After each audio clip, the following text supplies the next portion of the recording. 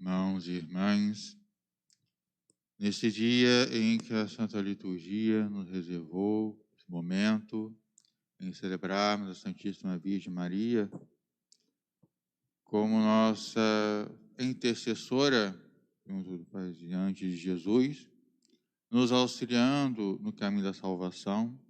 E hoje, de modo especial, a invocamos pelo título de Nossa Senhora de Fátima e refletimos a razão pela qual ela é para nós a nossa intercessora. E para fazer essa reflexão, até colocamos diante de nós essas leituras da Palavra de Deus, da liturgia.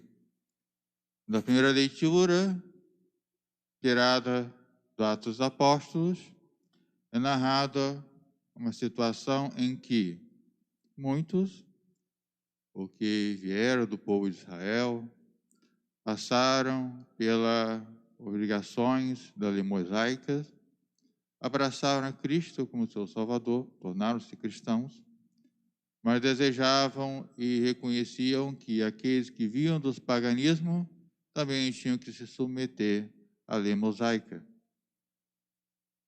E se formos pensar, talvez um certo raciocínio, aceitássemos essa palavra, porque afinal de contas, durante o processo da salvação, veio a lei mosaica para poder conduzir aquele povo nos caminhos de Deus, para poder eles prepararem o seu coração para receber o Cristo.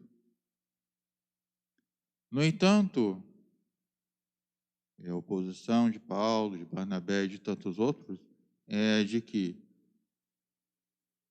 aceitando a lei mosaica agora, levando em conta, tem toda uma história, mas obrigar aos pagãos a receberem a lei mosaica seria quase que como se dissesse que a intercessão em Cristo não fosse mais suficiente. Não fosse suficiente. Jesus é que é aquele que liga ao Pai e nos liga de forma definitiva, querendo introduzir agora a lei de Moisés, é como se quisesse dizer, não é suficiente. É como se os cristãos, celebrando a Páscoa, continuassem indo para o templo para oferecer o sacrifício de cordeiro. O sacrifício de cordeiro já não tinha mais sentido para aqueles que são cristãos. Por quê? Porque o Cordeiro de Deus, o Cristo, já morreu na cruz. Aqueles ritos antigos não tinham mais sentido porque encontraram a sua realização em Jesus. Então, se de um lado eles, ao exigirem a lei mosaica, o cumprimento da lei mosaica da parte dos pagãos, até alegando que nosso povo passou por todo este caminho, nós tivemos que aprender ficar sob a lei de Moisés para aprendermos a sermos obedientes a Deus, por que não teriam que passar também? E aí é quando a igreja, através dos apóstolos, reúnem, discutem e chega à conclusão que não. Moisés teve o seu lugar. Moisés teve a sua importância. Mas agora que nós estamos sob o sinal e aliança em Cristo, aquilo que era apenas esboço e preparação, a lei de Moisés encontrou sua conclusão. Então, por isso a igreja, através dos apóstolos, decidiu, nós não vamos impor aos pagãos. Nós vamos levar a essência da lei de Moisés. Qual é a essência da lei de Moisés? Guardar o sábado, evitar comer carne de porco, circuncidar? Não. A essência da lei de Moisés qual é? A mesma mensagem de Jesus, a santidade. A vida de santidade. Perdão, a misericórdia e a santidade. Esse que era a essência. Tudo aquilo que era realizado na lei de Moisés tinha como propósito não obedecer ao rito, mas viver isso.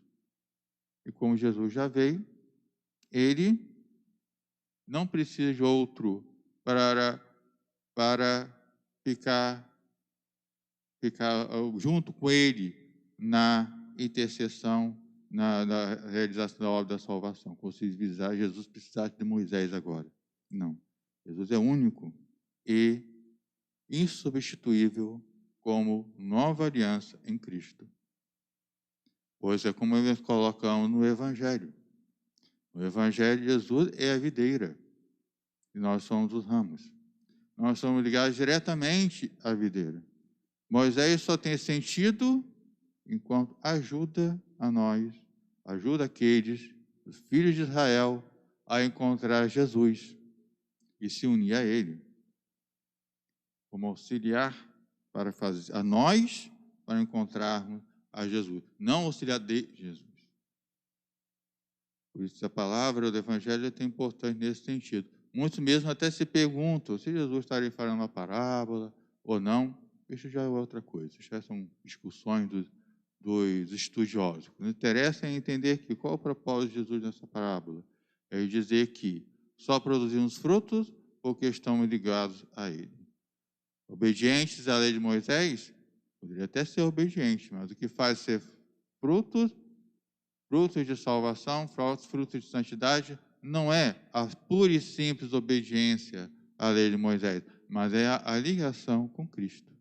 Então, fosse ele um judeu, fosse ele um cristão, que estivesse seguindo toda a sua vida, seguindo aquelas normas, e ainda continuasse depois de ser cristão, você não poderia ter a oportunidade de produzir frutos, mas só porque estava ligado a Cristo, não pela pura obediência à lei de Moisés. A mesma coisa aquele que viesse do paganismo. A mesma coisa que viesse do paganismo. E se unindo a Cristo pelo batismo, teria a oportunidade de viver frutos de salvação, não obedecendo a Moisés, mas vivendo vida de santidade. Mas agora deixando de lado todas as práticas dos pagãos e assumindo o compromisso da oração e da santidade de vida, que é a essência de toda a Escritura. E onde é que Nossa Senhora, a Virgem Maria, entra nesse momento para nós, nossa reflexão? É que ela não vem até nós, ela não é apresentada para nós, a sua intercessão não é apresentada para nós como se fosse um auxílio a Jesus, como se Jesus precisasse desse auxílio. Ele é um auxílio para nós nos ligar a Cristo, porque Ele que é a videira, não é Maria a videira. Nós somos ramos juntos a Cristo, permanecemos para produzir fruto. Qual é o lugar da Virgem Maria? Nos auxilia a ligarmos a Cristo. Por isso que nós falamos que a verdadeira devoção mariana leva a Jesus. Faz ligarmos a Jesus.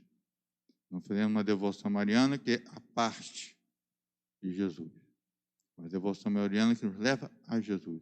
Da mesma forma que não podemos fazer como aqueles outros pessoas do passado e queriam botar Moisés do lado de Jesus. Não botamos Maria do lado de Jesus, sentido de igual, mas reconhecemos ela como aquela que nos auxilia a estar com Jesus, a ligarmos a Ele. Normalmente, naquele momento que nós nos sentimos mais humanos, naqueles momentos que nós nos sentimos mais tristes, naqueles momentos nos sentimos mais enfraquecidos, nos agarramos a ela, para ela nos ajudar a nos prendermos a Cristo, a nos unirmos a Ele. Então, qualquer coisa que a igreja proponha, qualquer devoção que a igreja tenha, qualquer modo de oração que a igreja ofereça aos fiéis cristãos, só tem sentido se unir a Cristo. Não fazer algo paralelo e fora de Cristo nosso Senhor. Então, seja qual for a função que você sinta mais chamado, a oração do texto, a consagração, a devoção a este, aquele santo, tudo isso tem um propósito e deve ter um propósito: fazer aquilo que a igreja desde o início é a sua missão fazer, ligar a Cristo. e sermos como ramos que produzimos frutos, e à medida que produzimos frutos, santificados pela sua palavra, nós somos purificados pela sua palavra, de acordo com as próprias palavras de Jesus neste Santo Evangelho. E hoje, de modo especial, invocando a Virgem Santíssima, sob o título de Nossa Senhora de Fátima, surgida nessa primeira operação, 13 de maio de 1917, quando a Santíssima Virgem Maria foi a essa localidade de Fátima, ser sinal para os católicos, para os cristãos, um momento tão difícil na história daquele país, e que ela, como mãe, mandada para nós, por Deus Pai, sendo para nós o que é auxílio nesses momentos de dificuldade e desamparo, porque a nossa devoção a ela, a nossa ligação a ela, ajuda-nos a nos ligar a Cristo, nosso Senhor. Louvado seja o nosso Senhor Jesus Cristo. Para sempre seja louvado.